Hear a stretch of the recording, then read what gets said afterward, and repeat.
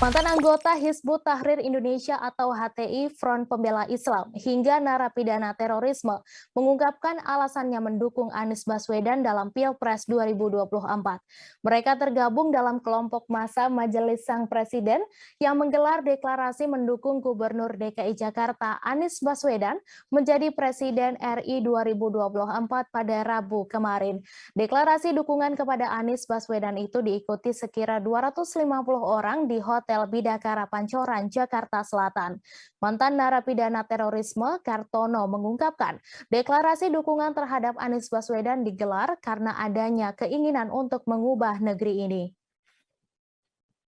Sementara itu, anggota HTI Zainal Abidin menyebut dukungan terhadap Gubernur DKI Jakarta itu sebagai bentuk respons dari kinerja Anies selama ini.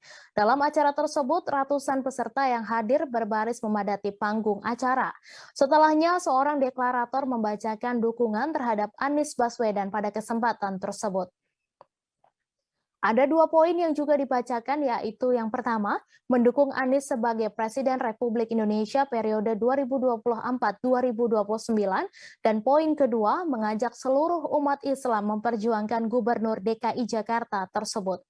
Setelah deklarasi tersebut dibacakan, sang deklarator memekikan kalimat takbir sebanyak 3 kali.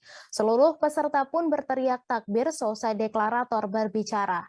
Wakil Gubernur DKI Jakarta Ahmad Riza Patria kemudian buka suara soal munculnya bendera HTI saat deklarasi dukungan Anies Baswedan tersebut. Sebagai informasi, HTI merupakan salah satu organisasi yang sudah dilarang pemerintah beroperasi sejak 2017 lalu. Riza pun memastikan peristiwa ini tak ada hubungannya dengan Pemprov DKI Jakarta. Kendati demikian, Riza menyampaikan Pemprov DKI tak bisa melarang adanya acara deklarasi dukungan untuk Anies Baswedan maju sebagai capres.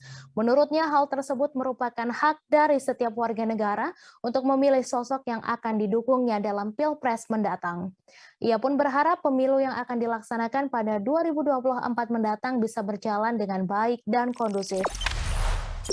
Jangan lupa subscribe, share, komen, dan like ya!